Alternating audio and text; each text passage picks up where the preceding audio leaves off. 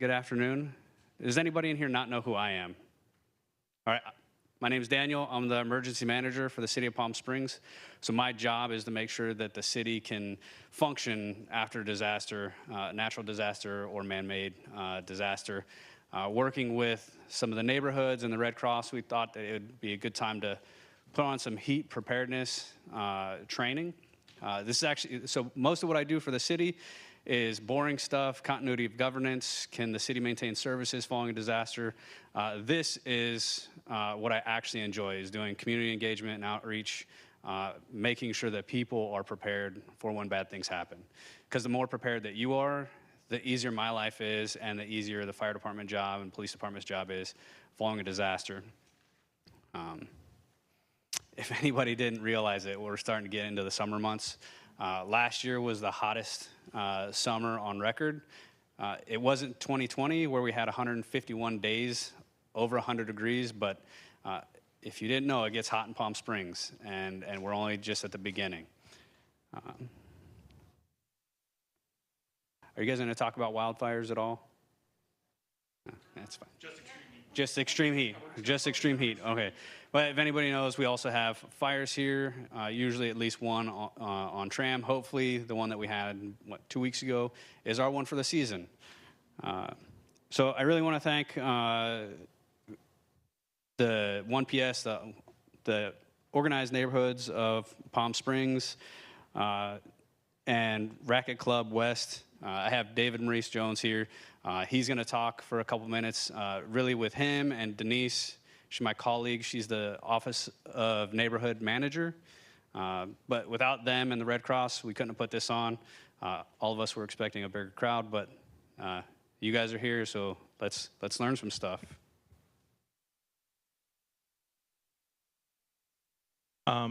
Good afternoon. Thanks for coming. As Daniel said, I'm David Jones. I'm actually on the board of Racquet Club West, and I'm a volunteer there in the neighborhood as well. And I wanted to, first of all, thank the city for this great space and for all the help to have this happen. And, you know, as a volunteer with the, in my neighborhood and talking during board meetings, we discussed the importance of just getting information out, getting education out, and that we're all better off for it in terms of really being able to help each other during an emergency. So that's why we're doing this, and we're hoping to have more trainings in the fall on wildfire, fire, flooding, things like that. The last thing I want to do is just give a plug for Daniel's program for CERT, which is Community Emergency Response Team. It's a program to train volunteers in the community. They do it a few times a year in Palm Springs. I think now it's over a weekend. It's all free, and it's a fantastic course where you learn everything from how a disaster plan is laid out. What's the command center look like? How is it structured? All the way to learning how to be prepared in your home and actually how to go out and help neighbors who are in crisis during an emergency. So I highly recommend that program, which I've taken and a number of people in my community have taken. And Daniel would be the person to talk to about getting information about that. October. Yeah, once it cools off. It was pretty hot when we did it. And I can't remember when it was, but it was so hot near the. It was near the airport. Did you want to introduce the? No. I'm just here. Okay. So today, today's presentation is from the American Red Cross Southern Cal. We're really pleased to have them here and really thank them for their partnership.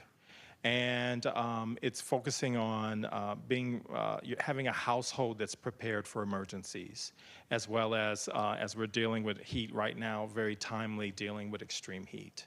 So I will turn it over. All right, good afternoon. All right, my name is Nick Toller. I work out of the Orange County office, so you can imagine the feeling that I had when I stepped out of my car today. Just shock, I wanted to crawl back inside in the air conditioning. But that's what we're gonna talk about today. We're gonna talk about two main things: household preparedness and extreme heat preparedness. So First, we're going to go through all the preparedness essentials. We're going to go through the whole preparedness curriculum.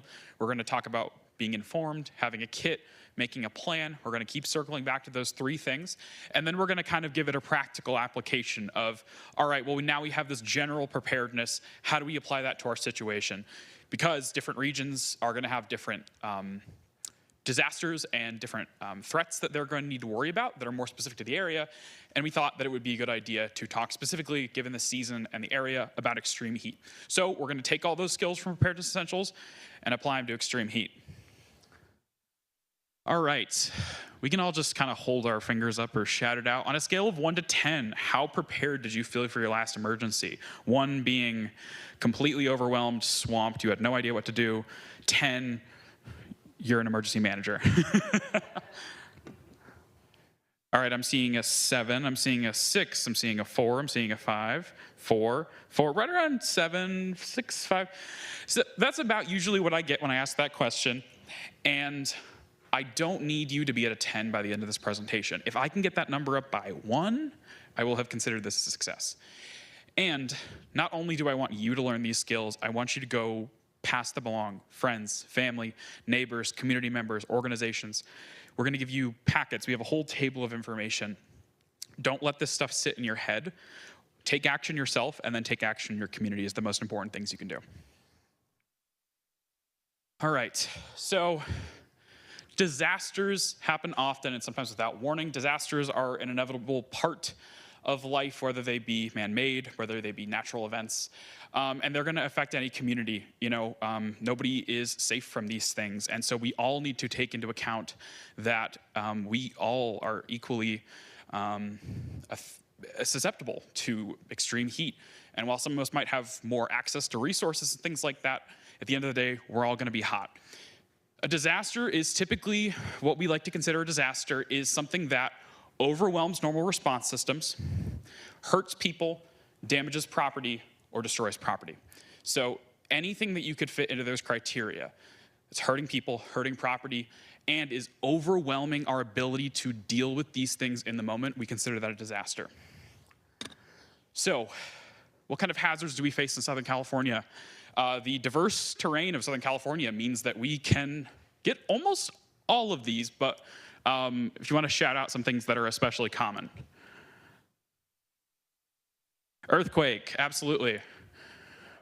Wildfire, flood, extreme heat, winter storm, home fire, of course, thunderstorm, in some areas tsunami, landslide.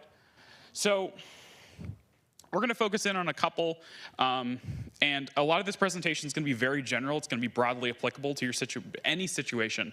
And in the second half, we're going to talk more specifically about extreme heat.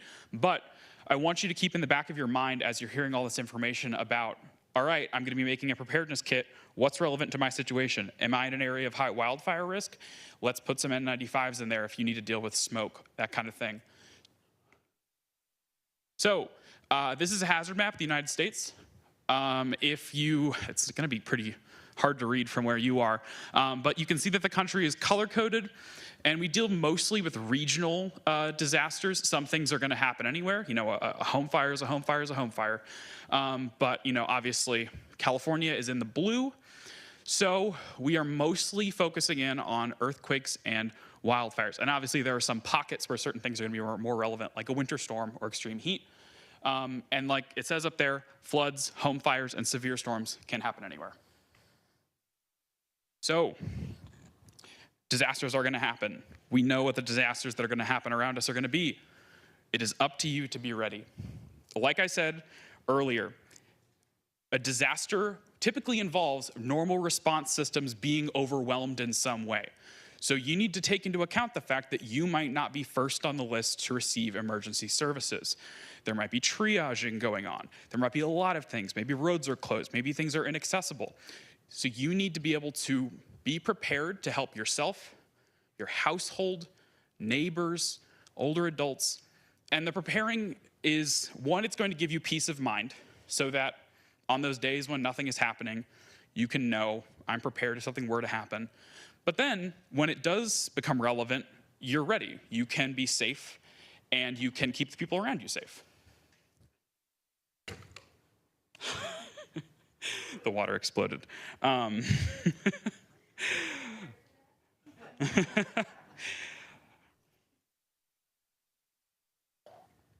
Yeah, if we got a napkin or something, I don't want to.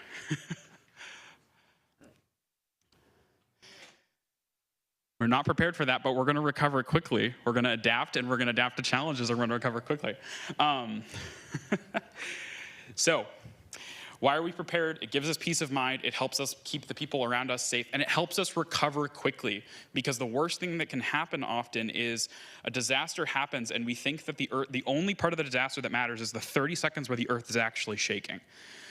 But we need to be thinking about that earthquake years in advance, and we might be thinking about it years into the future as it continues to affect us. So preparedness can help minimize the amount of strain that individual disaster is going to cause forwards and backwards in time.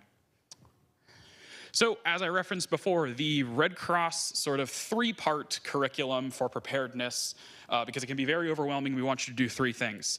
Get a kit, make a plan, and be informed. If you can do those 3 things, you are on your way to being well prepared for anything. So let's talk about kits. Who has some form of kit, either in their home or a go bag or something like that?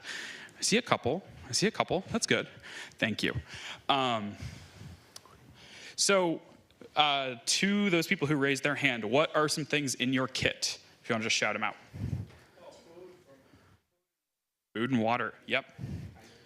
Hygiene items. Yep. First aid. Yep. Toilet paper. Toilet paper. Absolutely. Can opener. Yep. Things like that. Yeah. Backup batteries. Absolutely. Charging things is very important. Keeping flashlights running is very important. So when we talk about kits, we're mainly talking about 2 different things.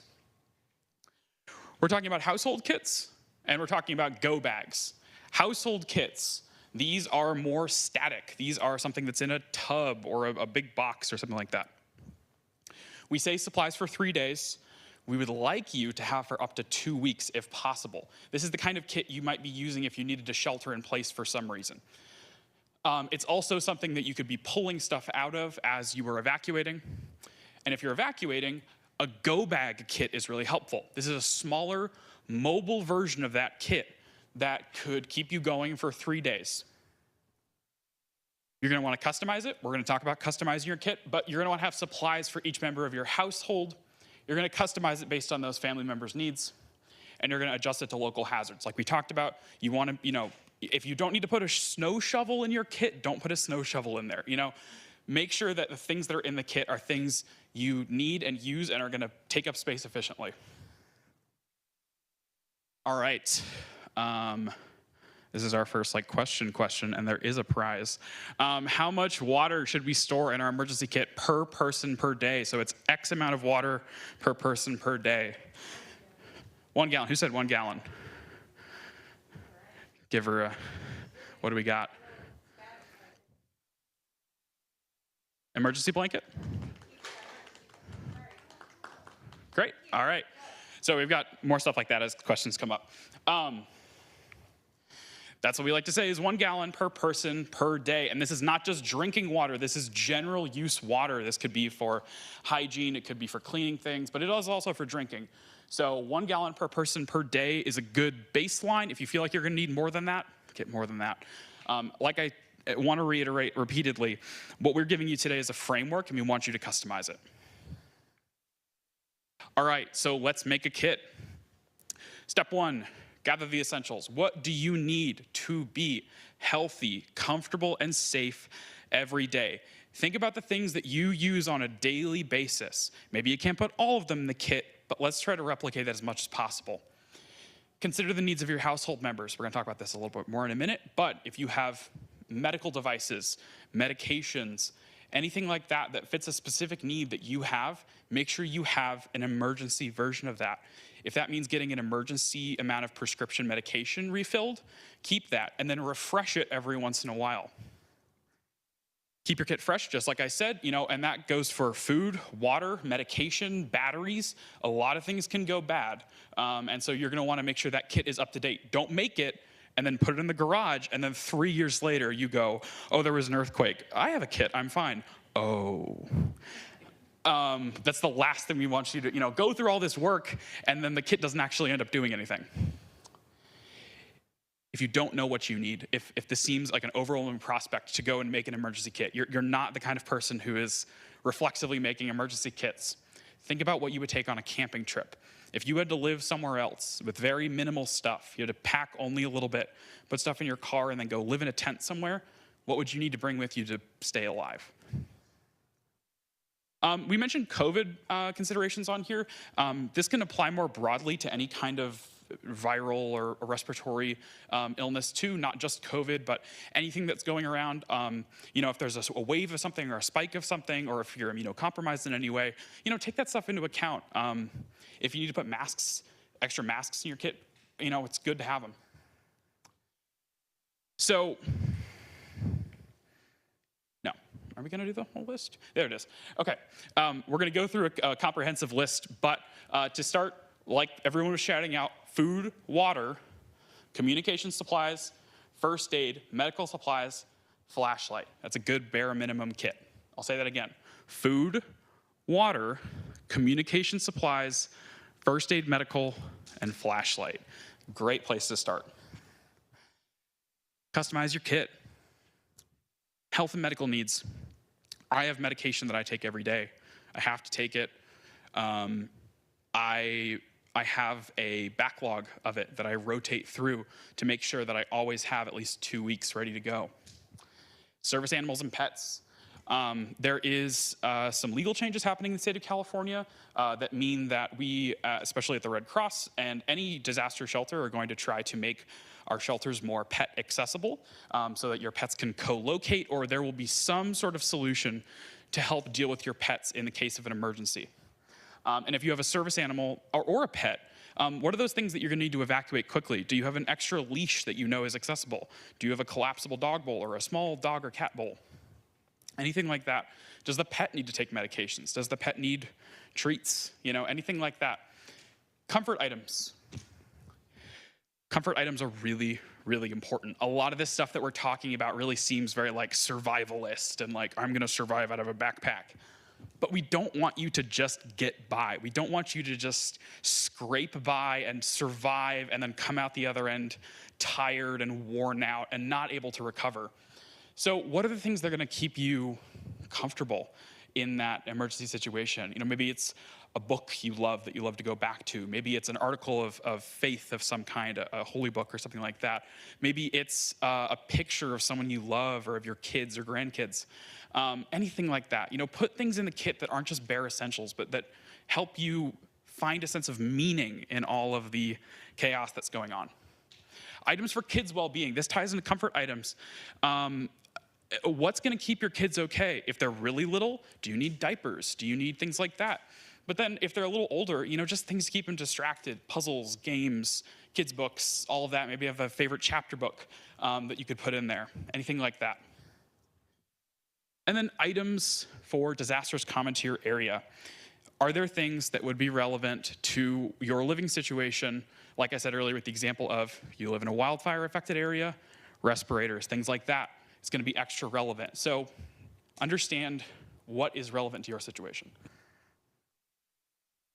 So this is our somewhat exhaustive, basic kit.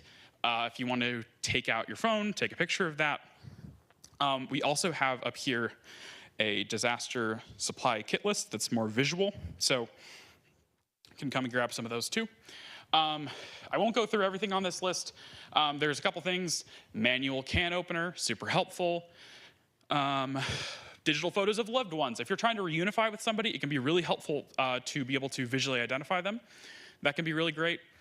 Map of the area. It can be really great if GPS systems are down, the internet's down, anything like that. And then copies of personal and medical records. Things like proof of insurance, proof of residence, ID, anything like that that you might need if you were trying to recover or something happened to your home or a loved one. Do you have the information you need to give to someone to say, yes, I lived at this address, or this is my insurance information? Have a backup copy of that. Keep it somewhere secure, somewhere safe. If that means a fireproof safe, if that means your freezer, keep it somewhere where you know it's gonna be. So we talked about different kits. We talked about the household kit. We talked about go bags. You can also customize these to fit different settings. Obviously, we have the home kit, supplies for everyone who lives in your household, if that means roommates, if that means family members. But we also say, you know, if you're working, if you have a place that you go to for work, have a work kit. Have food, have water, have these things. My dad pointed out to me, because he works in a law office, he was like, if I had to walk home or like walk to a shelter from work, I don't want to do that in dress shoes, you know? So he was like, very emphasized to me, he's like, make sure you talk about comfortable walking shoes in your work kit. Have a pair of tennis shoes or something, even if they're old and beat up. You know, you don't, you know, if you're in heels or if you're in like, you know, dress shoes, you don't want to be walking 3 miles in the heat or something in that. And then a car kit, that's another version of the go bag kit. Car-related items like flares, jumper cables, seasonal items if it's hot or cold. Really handy to have something in your car, just in case you get stranded somewhere, anything like that. And that was not disaster specific. I mean, it's just good to keep stuff in your car if something were to happen. Less of a quiz question, just what's one specific thing that you are gonna make sure you add to your emergency kit? Just shout them out. Can opener. Anybody else got anything specific that they want to add now? Dog treat, personal documents. That's a really great one. Yes, yes, absolutely. And why do we want to put canned water in there? Yeah, go ahead. Yeah. Anybody want to answer that? Why canned water instead of bottled water? So canned water is better than plastic bottles of water because what happens to a bottle of water that sits in your car in the summertime in Palm Springs? It deteriorates, right? So there's a lot of like research on microplastics and what they do to you. So get cans of water. If you like sparkly water, then that's easy to get, but you can get canned water anywhere. I highly recommend that for your car, especially here in the summertime. While it might not be cool enough to drink right away if you need it, you will always have water that's reliable and not going to cause cancer in your car. Yeah, no emergency foil packets. Yeah, but you can't get those at Ralph's. You can? You can? No, no, but you can get cans of water. When I was at Boy Scout camp one year, the gift shop sold a tin of dehydrated water. It was an empty can, but I keep it on my shelf just because I thought that was funny. Yeah, so think about those things that are specific that if you have an emergency kit, things to add. If you don't have an emergency kit, great things to put in there from the get-go. All right, so we've talked about making a kit, but a kit is nothing if there is not a plan associated with that kit. You have all this stuff. What are you going to do with it? How are you going to use it? How is it going to be distributed? How are people going to access it? Things to consider, like I have mentioned many times, what are the likely disasters in your area? We're going to talk about extreme heat today. What's your plan for dealing with extreme heat? Do you know where your local cooling centers are? We have the signage back there and everything of where your local cooling centers are. If it were to get excessively hot and you lost power or something, that you could go somewhere to be healthy and not become at risk of heat stroke or something like that. Household members who may be on call during an emergency or who travel regularly. If you have a family member who is in the military, who travels for business, who is away from home for extended periods of time, maybe they're 7 days off, 7 days on, something like that, have a plan to deal with the fact that they might not be there. Maybe they are going to need to get in contact with you, or how are you going to notify them that something happened? Do they have an alert system set up for home? How are you going to ensure that you can get in contact with them? Anything like that. I know my dad ends up going to Delaware all the time for work, and so he'll be gone for like a month at a time. And one year there was an earthquake on Easter, and suddenly we had to go, oh my gosh, how do we get in contact with Dad? Because there was so much going on. Household members with access and functional needs. When we say access and functional needs, we are referring to a language barrier, lack of reliable transportation, and mainly disability of some kind. So consider who would be in your personal support network. If you have a caregiver, if you are a caregiver, or if you know someone who is a caregiver to somebody else, take that into account. If you know somebody who full-time takes care of someone with a disability, not only does that person need to be prepared to help themselves, they need to help the person they're caring for, and it's our responsibility to help them make that happen too. They're gonna need more support than a lot of people. And so if that means helping them with transportation, if that means helping them get resources, if that means doing errands for them, anything like that, we need to support each other in these situations because we're going to be able to recover faster if we're helping cross-pollinate those resources. And you don't want someone to burn out who is primarily caring for somebody and suddenly there's no one to take care of that person. Access and functional needs, possible disaster-related needs. If someone has a mobility issue, how are they going to evacuate? Are they okay to be on their own? Do they drive? Can they drive? Do they have access to a car, even if they can drive? These are things to take into account in that plan of, if Aunt so-and-so needs to evacuate, but she doesn't have a car anymore and relies on somebody else, but they're out of town, how's she going to evacuate from the wildfire zone? And then pets and service animals. Like I said, California law is changing, so we are going to make more of our shelters pet accessible, and obviously they're always going to be service animal accessible.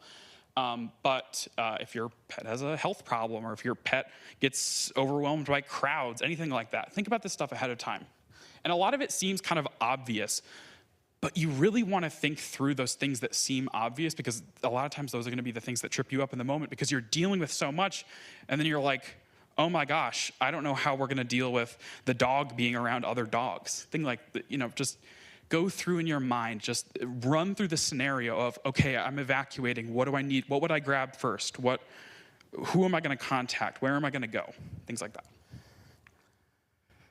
So to be more specific about this, an evacuation plan is the simplest kind of plan.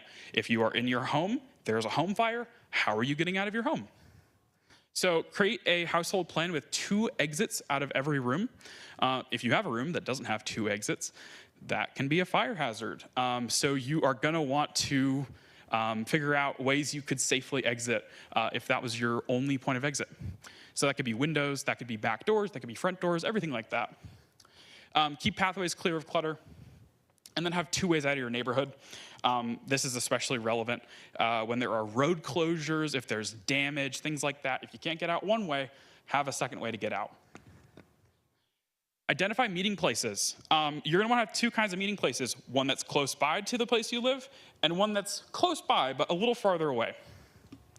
For my family, the very close one is the fire hydrant on our street, which is just down the way a little bit. It's bright yellow. We all know how where it is. We've lived on this street for 20-something years. Excuse me. The one that's slightly farther away is the bagel place in my neighborhood. I've been going to this bagel place my entire life. I could navigate to it with my eyes closed. I go there very often, and everyone in my family knows exactly where the bagel place is, and if something were to happen and we can't get home, we're going to the bagel place. And then practice your plan. All of this can be hypothetical. You actually want to go through, sit down on your bed and go, okay, there's a home fire. What am I doing? Get up, walk through. It's going to feel like elementary school. You're going to be like, this is silly. What am I doing? Practice it. And you might find things in that plan of, wait a minute, if that door was blocked, how am I getting out of this room? Am I going to have to go out that window? Think about these things. Can you open that window?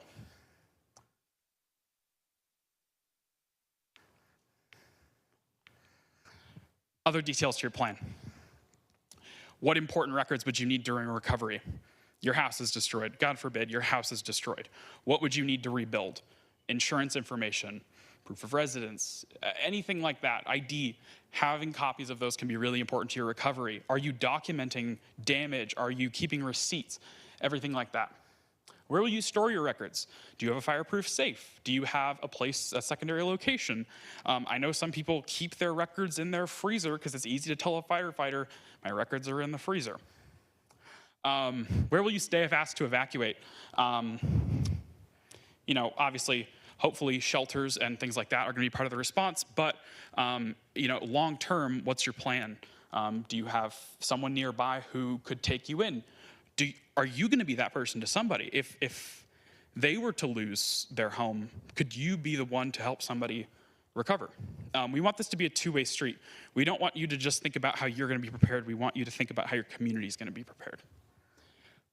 Do you have a plan if asked to shelter in place in your home? This is why that household kit is so important.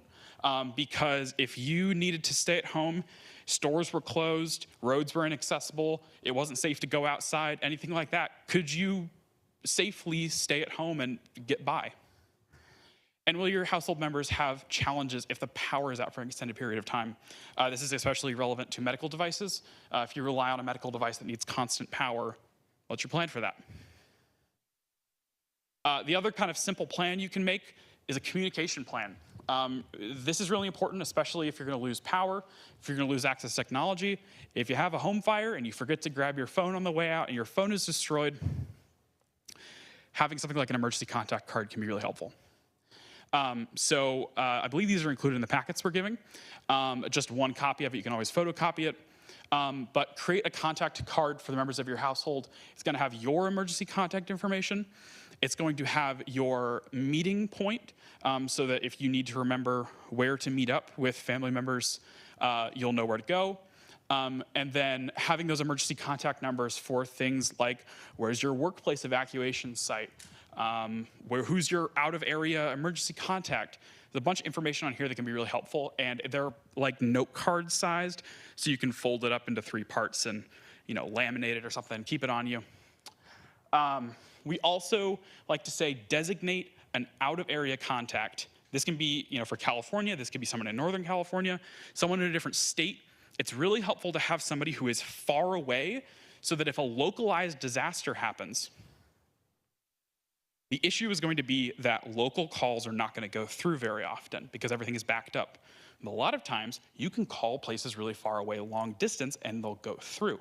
So I know for my family, my Aunt Vicky lives in Washington, and she's our emergency contact. So if big earthquake, something like that, knock on wood, big earthquake, and my dad's at work, my mom's at work, my sister's at work, I'm at work, all of us are separate, and we can't get in contact with each other. We all know we can contact Aunt Vicky, and she can go and contact each of us and say, hey, dad's okay, mom's okay, sister's okay, Nick's okay. So designate that person, have that conversation with them, and then be that person for them so that if they need to contact somebody out of state, you can do that.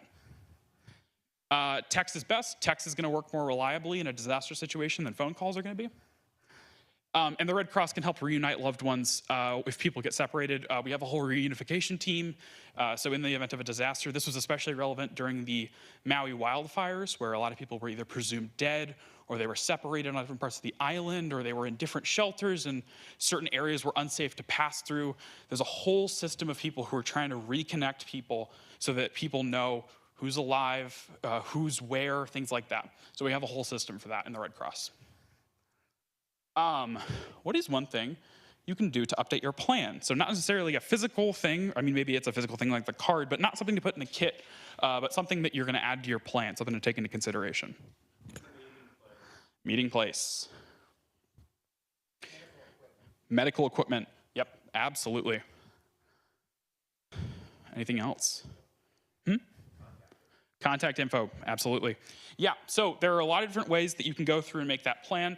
A lot of them are going to be not tangible, but write them down, practice them, have them in a document that people can access, and that you can flip through and try to, recollect every once in a while about what is the plan for different kinds of disasters too. The last thing, all right, we talked about making a kit. We talked about being informed. We talked about making a kit. We talked about making a plan. Let's talk about being informed. Identify how you're going to get your information. In the event of a disaster, there is going to be a wide amount of information. People are going to be trying to get out as much information as possible to the public about places to shelter, what the doctrine is about, are we sheltering in place? Are we evacuating? Do we need to go to a certain site? Do we need to leave by a certain time? Radio, TV, news, social media, a lot of official accounts on things like X, Twitter are going to be posting updates from the city. There's lots of different ways to get informed. And there are emergency alert systems. Cities have them, counties have them, the state has them. You can activate them on your phone in settings. They're like those Amber alerts that come through. If there's an especially relevant emergency You can get those notifications that come right through. They're very loud, like an Amber Alert, and everybody gets them at the same time. So we talked about weather alerts. Follow instructions of the local authorities. If you are being asked to evacuate, please evacuate. If you are being asked to shelter in place, please shelter in place. Because if there's a wildfire and you're asked to evacuate, suddenly, now the fire department is dealing with the wildfire and the fact that you didn't evacuate. And now they have to divert resources away from fighting the fire to there's this person who hasn't evacuated yet. So this guidance is going to come from a place of trying to reduce as much harm as possible. So let's try to work together on this. Know what to do when traveling. Oh, hello. Yes.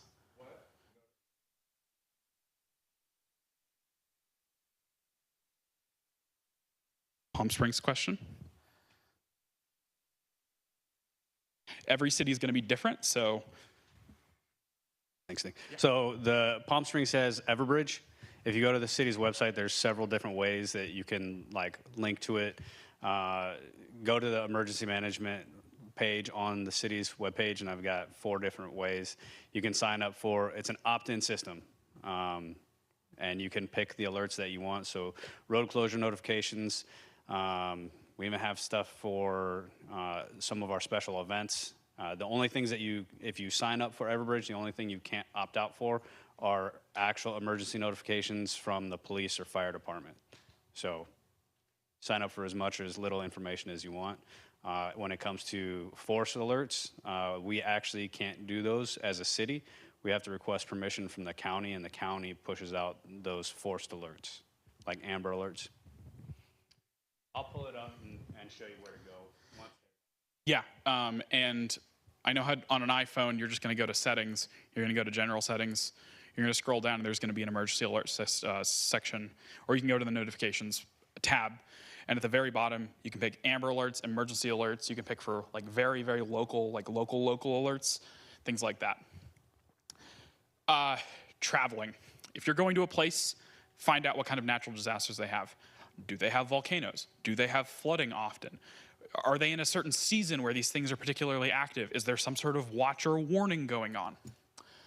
So it's just kind of situational awareness. If you're going to go somewhere, especially if it's unfamiliar, know that, oh, this is a very earthquake-prone area. We should be prepared if something were to happen. And then know your neighbors. This is really important.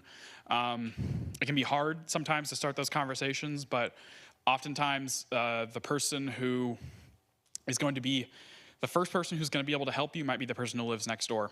So if you can build a relationship ahead of time with those people so that you're not having to have your first conversation with your next door neighbor when something's on fire, it can be helpful to have those conversations ahead of time. What are some sources of emergency information? Like we said, radio, news, social media, those city, county emergency alert systems, and your neighbors. I know my dad monitors pulse point pretty, I'm not going to say obsessively, but he checks it very often and is always telling me about things. So, maybe you have a person in your life who, checks that stuff often. Emotional health after a disaster. Disasters can be very stressful. You might go through what feels like could be a life-threatening event. You could lose a family member. There could be a mass casualty event. You could lose a pet. There are so many things in a disaster that can be distressing. You might be leaving your home behind, and you might never know if you're going to ever go back there and if it'll be standing. These things can be very, very, very taxing, and that's okay. I would be concerned if you didn't find it taxing to go through something serious like this. So know the signs of stress ahead of time. Go through and take a second and kind of think about what stress feels like to you, because it's going to feel different for different people. But are there signs ahead of time that you can tell, like is tightness in your chest or agitation, or if you shut down and don't talk to people, is that a sign of stress for you? Think about what that looks like and have some kind of self-consciousness about that and say, I think this is stressing me out. I should do something. I should talk to somebody, or I should go take a walk or separate myself from the situation. Just kind of have a little bit of self-awareness about that. It can be really helpful for not only being able to take care of yourself better, but also it means you're more available to help the people around you. Take steps to help manage stress, minimize the lasting effects. The last thing we want to happen is for you to go through something and then it sticks with you for a very long time. Obviously, these things can affect you in a positive way. It can make you more conscious and more safety-minded, things like that. It can leave lasting scars. So manage yourself. And if you need to talk to somebody, even if that just means talking to a partner or a family member or something, just, these things are going to be stressful. Let's talk about them while they're happening so that we don't bottle them up and then they become problems down the road. And then get help if you need it. If that means talking to a professional, if that means talking to somebody in a shelter, if that means anything, those people are there, they're trained professionals, they know how to handle these kind of things. A lot of them are trained to handle specifically crisis situations like this too. And then helping children cope, this is a really big one. Kids deal with stress differently than we do as adults. I just considered myself an adult in that sentence, which is not something I've had to do very often in my life thus far. But children are going to maybe lash out, maybe they'll shut down. They are going to have bigger emotions about these things, especially because they might have never been through something like this before. Or maybe they have, and it was really scary last time, and now they're really uncertain about it. But leaving behind your home for the first time and maybe never knowing if you're going to go back to sleep in the same bed the next night can be really hard on a kid. So if you have grandkids, if you have kids, if you have nieces, nephews, younger kids in your life, be extra conscious of them in these situations because it can really take a toll on them. Help them build confidence skills before disasters by teaching coping skills. If this means just kind of helping them be aware of their emotions. If this means incorporating them into preparedness, teaching kids about preparedness can be a really good way to help them feel like they're going to be okay. And this can come down to just the fact that they know there's a plan in place and that the adults are going to help them deal with it. If they know that there's a kit, if they know that there's a plan, if you talk to them about, hey, this is where we're going to evacuate to and all this stuff, sometimes they even find it fun. We teach preparedness we do K through 2 now, we used to do 3rd through 5th, and it's a really receptive age range for learning about this stuff for the first time. And then be supportive after disaster strikes. Check in with them, make sure they're okay. Even if they seem okay, they might be really internalizing this and not fully processing what just happened, especially if something really traumatic has happened, like loss of a pet, loss of a family member, loss of a home, anything like that. So check in with them, be conscious of their emotions. Because they might be experiencing things for the first time. All right, that's general preparedness. We're gonna go through extreme heat, but before we go to extreme heat, are there any just general preparedness questions? Not, we can move on. Great, all right. Let's talk about extreme heat. This is especially relevant to your area. It becomes more and more relevant in more areas as time goes on. So let's talk about hot weather and heat-related illnesses specifically. All right, pop quiz. What do you think it means when someone says we are having a heat wave? What does that actually mean besides it is hot outside? What are they actually referring to? It's a weird question, but I want to be specific. What do they mean? If you were to tell an alien, what's a heat wave? Yeah. Okay. Yeah, that's a really succinct way of putting it.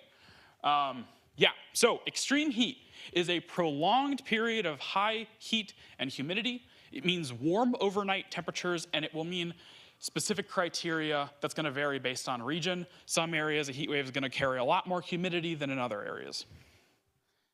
So there are different kinds of alerts that are going to be sent out in the event of an extreme heat event of some kind. A watch, an advisory, and a warning. So these notifications are going to come through, sometimes without much description, and we're going to talk about what the different things mean. A watch. This is just that there is a possibility that in the next 24 to 72 hours, there could be extreme heat. What do?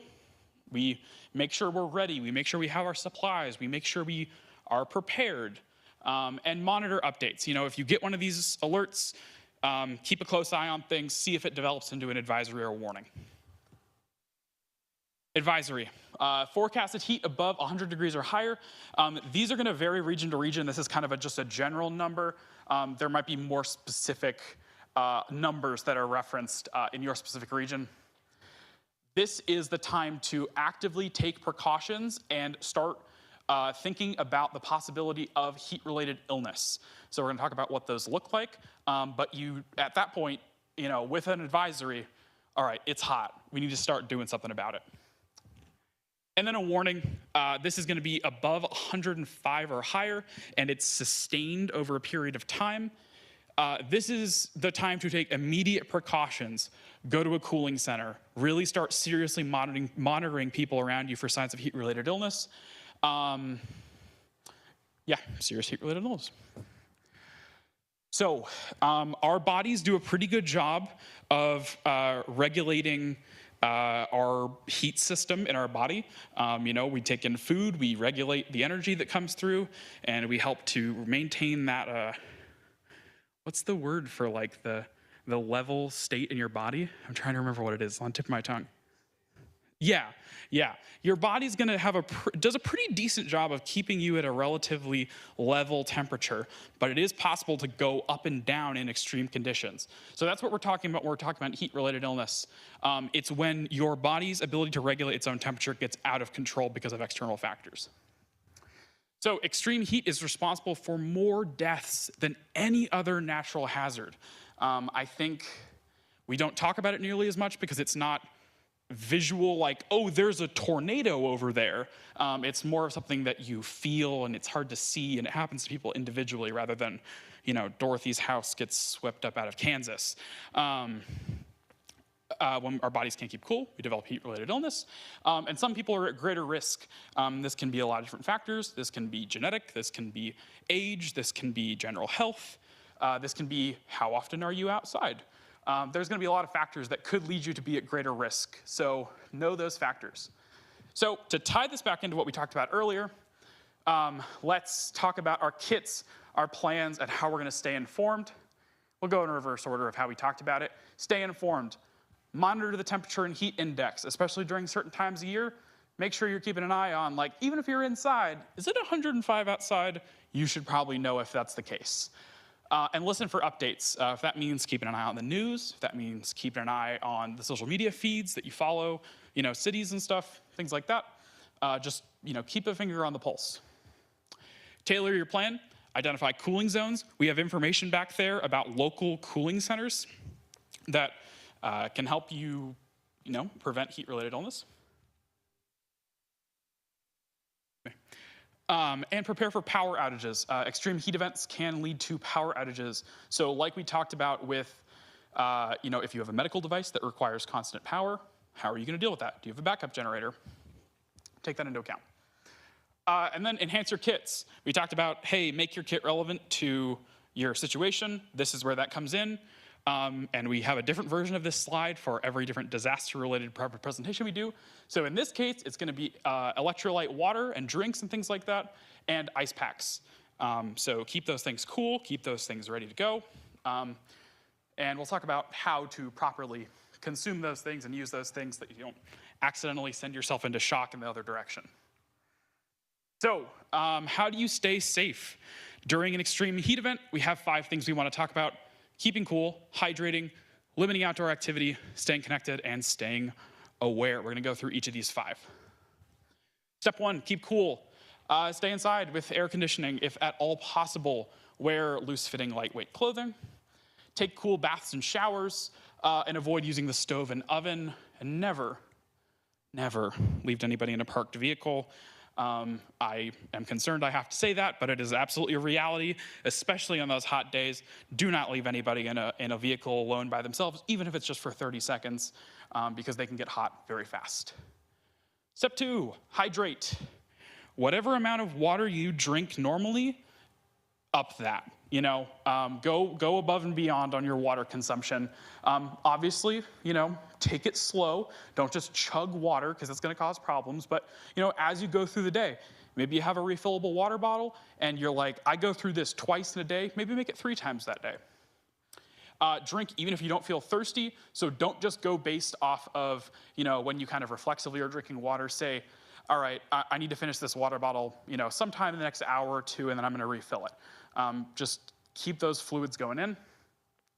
Avoid alcohol and caffeine. They can throw off your ability to tell, what's going on, and can change your bodily sensations about how hydrated you are. Limit outdoor activity. Please don't go bike riding when it's 130 outside. Use sunscreen, wide-brimmed hats, take frequent breaks, and avoid peak hours. If you are going to go running or something, do it in the early morning. Don't do it at 1 o'clock in the afternoon in the blazing sun. Stay connected, monitor the weather, check on others, check on pets, and avoid being alone. Kind of like what I said with the car. If at all possible, go over to someone's house, have a neighbor come over, stay with other people so that you can kind of keep an eye on each other and make sure nobody's going into heat stroke or anything like that. And then stay aware. We're going to talk about the signs of heat-related illness. So keep those things in mind on those extra hot days. Think about what you need to be looking for. Are they sweating a lot? Are they not sweating at all? Those are weird, but in different ways. I should take note of that. And know how to treat, which we're going to talk about, and avoid overheating. It can be really easy to be like, I'm fine, I've lived in the desert my whole life. And it's like, well, you can still get overheated just like anybody else. Heat cramps. This is a very common sign that you are entering the danger zone with heat. It's going to be muscle pain, muscle spasms, and typically they're going to happen in your legs, your arms, or your stomach. I pointed to the wrong thing as I said those. Legs, stomach, and arms. You're gonna feel them. Don't just push through them because they can be signs that you are going into something more serious. So be conscious of that. Tell somebody, hey, I think I'm having a heat cramp right now. Let's get some water in you. Let's cool you down. Let's take a break. Let's rest. And let's have someone keep an eye on you.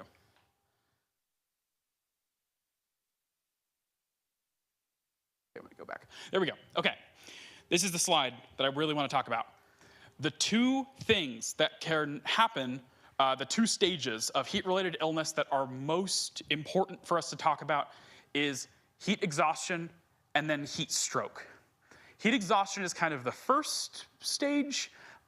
It affects the entire body, not just the muscles, and then it will go into heat stroke if it is left untreated, and this can cause permanent organ damage if left untreated. So it is really, really important, one, to make sure somebody doesn't get through exhaustion into heat stroke, and if they do get into heat stroke, to treat them properly.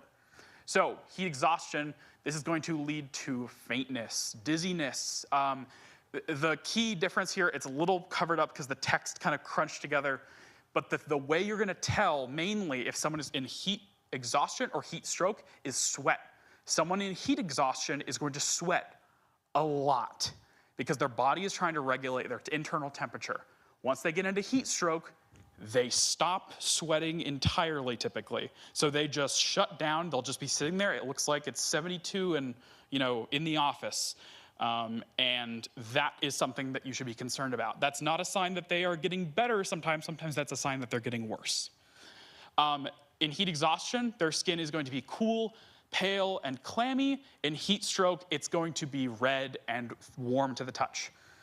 In heat exhaustion, they're going to have an elevated heart rate and breathing. And in heat stroke, they're going to have rapid, shallow breathing where they can't really, get a full breath of air in because their body is trying desperately to regulate the temperature and get the organs functioning. Heat exhaustion, they might experience nausea. Heat stroke, that might turn into full-on vomiting. And with heat exhaustion, they might be, weak or feel fatigued. Once they go into heat stroke, that could be serious confusion about where they are, what's going on, or a complete loss of consciousness. And like I said, heat exhaustion is going to affect the entire body. So the cramps are just going to affect your muscles, but once it turns into heat exhaustion, it's affecting your entire system. And then once it's into heat stroke, that could start to damage some of those organs. So that's why we really, really want to be careful, because on paper, it's like, well, they're just warm. What could possibly happen? It could cause brain damage if this isn't treated properly. So, treating heat-related illness. There we go. So let's talk about the three things. We talked about cramps, we talked about exhaustion, we talked about heat stroke. Let's talk about them in order of seriousness. Heat cramps, stop all activity. Put down the laundry, stop going for your walk, go home, rest. Move to a cool place, gently stretch and massage the area. Don't overdo it, but you're gonna wanna like work the muscle a little bit and kind of like, get some movement in there, get it back to normal. And then sip an electrolyte drink, something like Pedialyte that has those electrolytes in it that's gonna help you get hydrated faster. Get help if symptoms last longer than 1 hour or the condition worsens. This is especially relevant for those first ones because it could turn into heat stroke. With heat exhaustion, same thing as before. You're gonna move them to a cool place, but you're gonna treat this with a little more seriousness. You're gonna wanna loosen their clothing if possible. You're gonna wanna apply cool, wet towels to them, especially on those points where there's a lot of blood flow. And then again, you're gonna wanna have them sip an electrolyte drink or water, but the important key word there for all of these is to sip. They might be extremely thirsty, but you do not want to force fluids once they get to a stage like this because either they start vomiting or they don't respond well to it. Plenty of things could happen. So you're gonna want to really, really carefully sip that water or electrolyte drink. If someone goes into heat stroke, if they're having those serious symptoms, if they are confused about what's going on, if they lose consciousness, if they completely stop sweating, but they are obviously still having symptoms, call 911, cool them down, and past this point, do not give them fluids because it could cause more harm than good. You're gonna want to wait for emergency responders to take care of this kind of thing. Pet safety during extreme heat. Our pets get warm too. If you're warm, they're warm. Provide access to fresh water and shade. Don't leave the dog in the backyard if it means that they could get very overheated. Limit pet exercise, so don't have the dog start zoomies spinning in a circle in the backyard. If you can, calm them down, have them rest, have them lay down. Never leave a pet in a car, just like with anybody else. They're also susceptible to being overheated. And then keep on the air conditioning at home. Even if you are away from home, run the air if there's a pet in the house. Preparing your home. All right, there is a watch, a warning, an advisory. Something's going down. There's going to be extreme heat. How are we going to get ourselves ready? Cover the windows, close windows, anything like that. I know a lot of windows now also have a lot of treatments on them and stuff that helps to protect from UVs and to help regulate temperature better. Install weather stripping on your home. Use window reflectors to reflect heat back outside so that it's not coming in and staying inside. You're bouncing it back out. Add insulation to your home. Use attic fans and install window air conditioners, the smaller units that are more local if you don't have, central air. So, at the end of the day, I have stood up here for a long time and yapped at you. I don't want you to have heard this presentation and think, that's great, that's really great, that's fantastic, but I don't need to worry about that. I want you to take some kind of action today, even if it's the smallest thing. If it means writing down a list of things you need to go to the store and buy. If that means picking up one thing on your way home. If it means open up the old emergency kit and see what's expired. Do something today. Start it now. Start having those conversations now. Take action and help the people around you start to take action. You are now You have more expertise on this stuff than you realize. So you can be a point of contact for people to help them get prepared. We have resources. We're going to give you resources. You can send people to us. We can give these presentations to, if you're in an HOA or a community group or anything like that, the Red Cross can come and teach this to other audiences like that too. So to go over kind of a high level of what we talked about today, if you want to boil down everything that we said into a couple points, know the disasters that are likely in your area, create a household emergency kit, escape and evacuation plan, sign up for local alerts. We're going to talk about the Red Cross emergency app, which I have refrained from doing a commercial for up to this point, even though I love it, and then practice your emergency plan. So actually, once you have that emergency plan, put it into practice. Say, all right, there's an earthquake right now. What are we going to do? What would we do? All right, let's go. What's the first thing we're going to do? Obviously, drop cover and hold on. But then what do we go from there? Tools. Emergency contact card, we're gonna give you one of those. redcross.org/prepare, really great. A lot of our stuff is posted up on that website. The home fire escape plan, draw a top-down map of your home and go exit, exit, exit, window, window, window, back door, front door, and kind of figure out if there's anywhere that might be a problem, or if there's a door that's blocked, or there's a door that it's barred and no one ever uses. Could you, if you really needed to, get out that back door? And then the Red Cross has so many phone apps. We have so many different apps. We have first aid, we have pet first aid, we have disaster-specific stuff, and then we have emergency, which I think is the next slide. If you just search Red Cross Emergency on the Google Play or App Stores, we have a free app that is available. It's just called Red Cross Emergency. And you can monitor local weather events. You can also set it if you have a family member who lives in Maryland, you can set it to also give you alerts for Maryland, something like that if you wanted to keep track of something somewhere else in the country. We have a database of a lot of the information we talked about today in that app. You can create a personalized checklist for your preparedness as you move through. We don't expect you to have all this stuff bought tomorrow, but create that checklist so as you go, you can be building it up. And then there's also, educational content in this app about how to, what actions to take for specific other disasters. We talked about heat-related, but there are so many other things. If I gave you every disaster relevant to this area, this presentation would be like 4 hours long. So a lot of it is in the app. Again, that's just, if you go on the App Store or Google Play and just type in Red Cross Emergency, it's the first thing that comes up and it's free. Another thing we like to shout out is that the Red Cross will install smoke alarms and provide home fire education free of charge. When was the last time you checked your smoke alarms? When was the last time you replaced your smoke alarms? Did you replace the batteries, but it's still beeping at you? That might mean the sensor is bad. There are plenty of different reasons, and even if you just don't know, you're like, I don't even remember when I put these up. We can have volunteers come out. They're very professional. They're trained. They come in, they assess the smoke alarms in your home, and they will go through, and if things need to be replaced, they'll pull out your old ones, and they will put in new sealed 10-year alarms. I even just heard today that we're getting even better updated ones that are coming through at some point. I believe there is a flyer in the packet that we're going to give you. If not, it's just soundthealarm.org/SoCal, or you can call that phone number. There's a flyer, I believe, on the last page of the packet with that information on there. Is it on there? Okay, yeah, there are going to be, yeah, there's flyers up here. They're just the ones that talk about smoke alarm stuff. Typically, I always try to include those. I will make a note to add back that flyer to the packet. Yes, that is very important. If you have someone who is hard of hearing or deaf, we have alarms that will sync to the typical smoke alarms in your home, and we'll put a paddle underneath your mattress so that it can physically shake you awake in the case of a fire. It beeps and yells, fire, fire, fire at you. So that's also a service that we offer. So even if you do have smoke alarms, but you'd like a bed shaker, we can come out and do the whole installation with just the bed shaker too. Or if you want to do both, we can do both.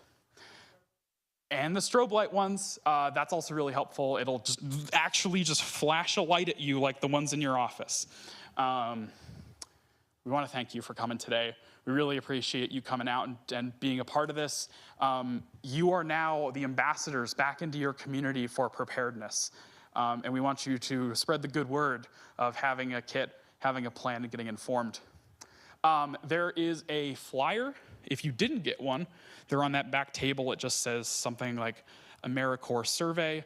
I am an AmeriCorps member. I'm doing a term of national service. This is my job, and this is my term of service is with the Red Cross. So it really helps if you can give me some feedback and give me a survey review. They're all anonymous, so if you want to roast me, you can roast me. So if you can fill those out, that'd be really great. And then either bring them up to the front or come find me. I'll take them. There's also a QR code version of it, but we prefer the paper ones. Thank you. That's what we've got for you today. If you have any other questions, we're going to be around. We're going to be up at this table. Yeah. Stay safe, stay cool, and have a great day.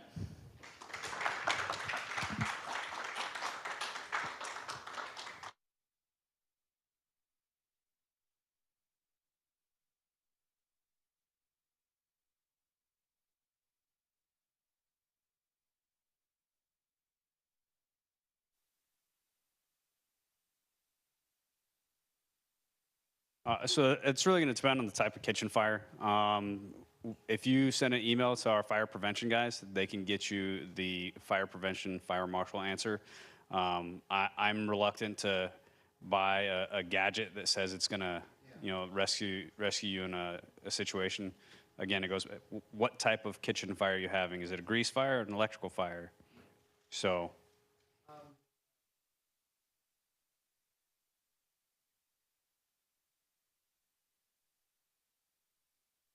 some of them will actually have a date when they should be checked and inspected, and some are throwaway. Usually the smaller ones, they're good for a year or two, and then you have to replace it because there's no way to recharge it. There are companies here in Palm Springs and throughout the valley that will come and do the larger, like the 10-pound fire extinguishers that you see around like facilities. And those get emptied and recharged, and they're good for about 2 years. Yeah.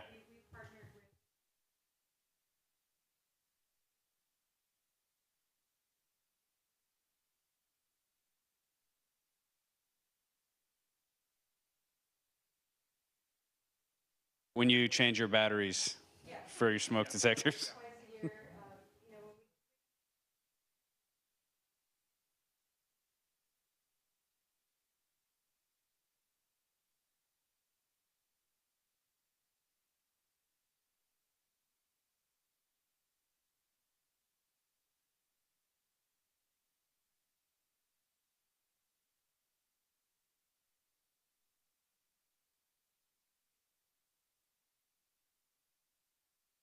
It's got an agitator inside. Yeah. Yeah.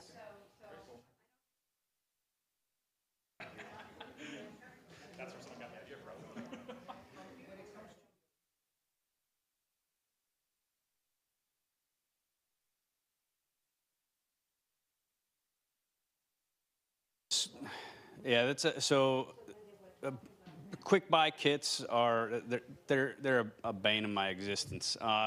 If you want to go the cheap route and have a feel good, like that good feeling that, oh, I've got something to take care of myself, you want to spend the $50, go ahead. But as a few people in here have heard me talk ad nauseum about, like, uh, build your kit yourself. Find the things that you want. I'll just give you a few very quick examples. In those ready-made kits, you're going to get basically chemistry goggles, right? Those are terrible. They fog up. They're terrible in any situation. The gloves that you get are one size fits nobody, garden gloves. If you've ever done any work, you know that gloves should fit your hand for whatever you're going to be doing. So I am not a fan of those kits. When for $50 you can go and get a couple of those things yourself.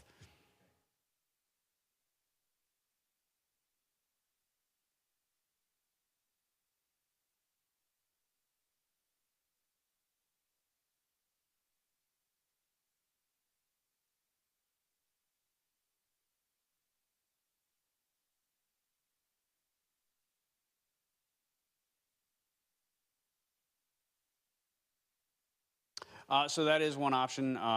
Edison does try to do a really good job of letting you know when the power is going to come back on, but it does take them time to do that analysis to figure out like what broke that section of the grid before they can even provide that estimate. If you can, just hunker down at home, and then as it starts heating up, you'd make that determination of, do I need to go somewhere, and hopefully in that time you know how long the power is going to be out, and make the determination, hey, do I even need to go anywhere or not? So I hope that answers the question without giving you yeah, absolutely.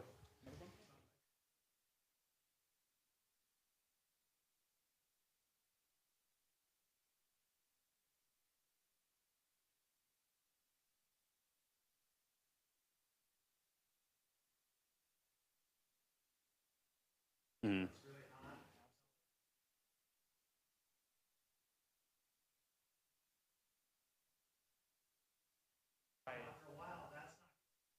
Yeah, the car's got to be going for it to stay cool.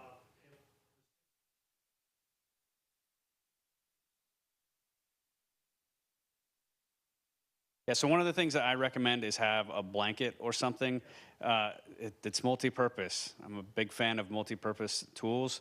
A blanket will function as a shade, so when the car starts heating up, you open the door, like roll the window down, like get the blanket up so you have a little makeshift shade structure. And it's gonna be hot, but it's not gonna be as hot as sitting inside the enclosed car turning into an oven. Yeah, yeah. Denise?